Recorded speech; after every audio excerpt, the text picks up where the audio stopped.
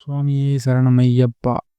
அறுபடை வீடுன்னாலே நமக்கு முருகன் தான் ஞாபகம் வருவார். ஆனா, கலியுக வரதனான ஐயப்பனுக்கும் அவரோட வாழ்க்கை வரலாற்றை சொல்கிற 6 முக்கியமான கோவில்கள் இருக்குன்னு எத்தனை பேருக்கு தெரியும்?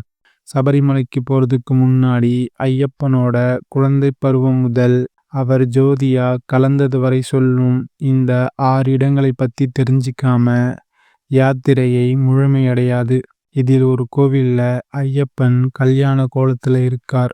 இன்னொரு கோவில்ல விஷக்கடியை குணப்படுத்துற மருத்துவரா இருக்கார். அது எந்த கோவில், எங்க இருக்கு? வாங்க இந்த வீடியோல முழுசா பார்க்கலாம். வீடியோவை எங்கேயும் ஸ்கிப் பண்ணாம பாருங்க. 1. குளத்துப்புழா பாலசஸ்தா. ஐயப்பன் இந்த கோவிலில் குழந்தையாக இருந்த இடம். பரசுராமர் சிலை வடித்ததாக வரலாறு. இங்கே ஐயப்பன் பாலகன். இக்கோவில் உள்ள ஆற்றில் மீன்களுக்கு பொறி போடுவது வழக்கம். அந்த மீன்கள் திருமாலின் தூதர்கள் என்பது ஐதீகம். ஆரியங்காவு இளைஞர் திருமணம்.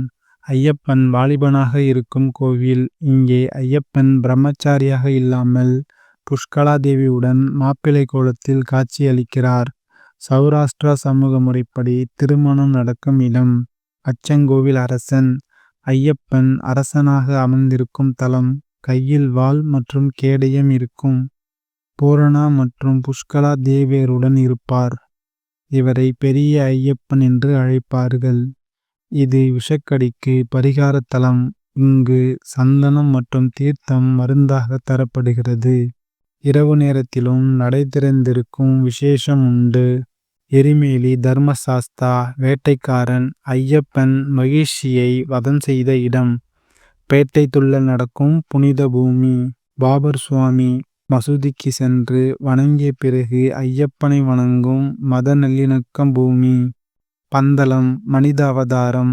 ஐயப்பன் வளர்ந்த அரண்மனை மனிதனாக வாழ்ந்த வீடு. மகரவிளக்கு பூஜை.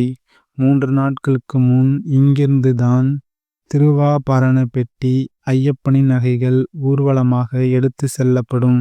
சபரிமலை தியான கோலம். ஐயப்பன் தவம் செய்து ஜோதியாக ஐக்கியமான இடம். உலக புகழ்பெற்ற 18 படிகள். தத்துவமசி நீயே அதுவாகிறாய். சாதி மத பேதமில்லா இடம். குழந்தையா குளத்துப்புழால விளையாடி, ஆரியங்காவுல இளைஞரா இருந்து, அச்சங்கோவில்ல அரசனா வாழ்ந்து, கடைசியா சபரிமலையில யோகியா அமர்ந்தது தான் ஐயப்பனோட முழு வரலாறு. இந்த 6 கோவில்கள்ல நீங்க எந்த கோவிலுக்கு போயிருக்கீங்கன்னு மறக்காம கமெண்ட்ல சொல்லுங்க. இந்த வீடியோ பிடிச்சிருந்தா சுவாமியே சரணம் அப்படின்னு கமெண்ட் பண்ணிட்டு ஷேர் பண்ணுங்க.